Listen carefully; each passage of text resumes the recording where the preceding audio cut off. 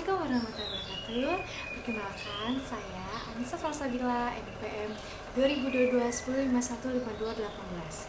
Saya mahasiswa Universitas Bayangkara Jakarta Raya semester 5.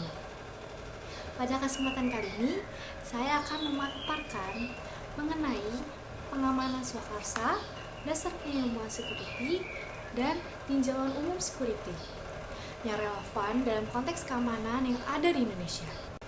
Tujuan saya membuat video ini adalah untuk memenuhi tugas kuliah dengan mata kuliah security dan dosen pengampunya yaitu Bapak Dr. Rahman Amin, SHMH. Teman-teman pasti bertanya-tanya kan, keamanan itu apa atau security itu apa?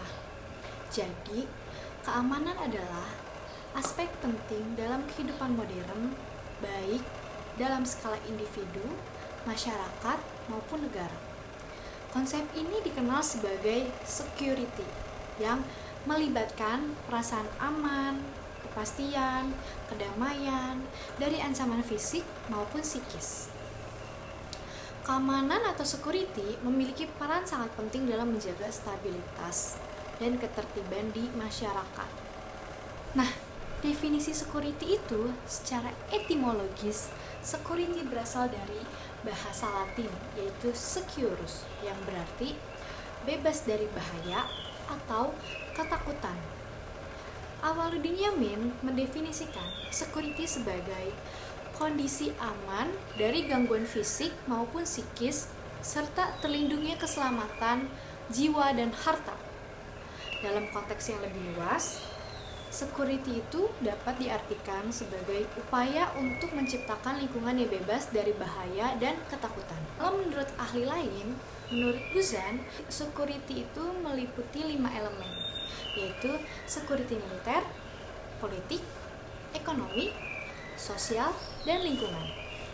Di Indonesia, keamanan melibatkan kolaborasi antara Polri, masyarakat, serta pihak swasta melalui bentuk pengamanan swakarsa. Menurut Undang-Undang Nomor 2 Tahun 2002 menegaskan bahwa pengamanan tidak hanya dilakukan oleh Polri, namun juga melibatkan kepolisian khusus, penyidik pegawai negeri sipil, dan bentuk-bentuk pengamanan swakarsa lainnya. Nah, dari tadi kan kita sudah bahas definisi dan teori-teori tentang pengertian keamanan. Sekarang aku mau ngasih contoh nyata yang ada di lingkungan keamanan itu seperti apa. Contohnya itu pada lingkungan kampus, penerapan sistem security bisa dilihat dari melalui sistem pengamanan pintu gerbang dengan kartu identifikasi mahasiswa, dan ini memberikan rasa aman dari orang luar yang tidak memiliki akses. Kalau di Universitas Bayangkara sendiri, jika ada pengendara motor atau mobil yang ingin masuk ke dalam lingkungan universitas, maka terdapat karcis bagi setiap pengendara sepeda motor atau mobil. Lalu karcis tersebut akan diberikan pada saat kita mau keluar kepada petugas keamanan. Nah, itu juga disebut security. Contoh tersebut juga termasuk contoh security yang ada di lingkungan kampus. Dengan adanya seperti itu, mahasiswa akan merasa aman dari kejahatan-kejahatan yang tidak diinginkan.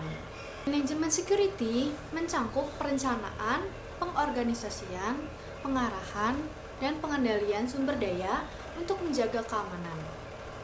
Manajemen security melibatkan berbagai aspek, mulai dari pengelolaan sumber daya fisik, informasi, hingga personal. Sebagai bagian dari manajemen security, penting untuk melakukan analisis risiko dan security survey untuk menentukan tingkat pengamanan yang tepat, apakah bersifat maksimal, menengah, atau sederhana. Proses perencanaan security ini dimulai dari risk analysis dan security survey yang membantu menentukan level security mana yang harus dibutuhkan dan harus diterapkan di pelaksanaannya. Selanjutnya, kita ada teori manajemen yang dimana menggunakan teori Abraham Maslow, yaitu kebutuhan akan keamanan berada pada hierarki dasar manusia setelah kebutuhan fisiologis terpenuhi. Dalam pengelolaan security, kebutuhan ini diimplementasikan melalui proteksi, struktur hukum, dan stabilitas sistem. Nah, contoh nyatanya itu Di sebuah pusat perbelanjaan, manajemen security itu bisa melibatkan penempatan kamera CCTV, penjagaan keamanan, dan sistem alarm untuk mendeteksi pencegahan potensi kejahatan. Lalu, kita beranjak ke sejarah pengamanan swakarsa. Pengamanan swakarsa telah ada sejak zaman Majapahit melalui Kesatuan Bayangkara. Pada era modern, pengamanan swakarsa berkembang pesat di berbagai negara seperti Amerika Serikat, di mana pengamanan publik ini seringkali dilengkapi oleh security swasta.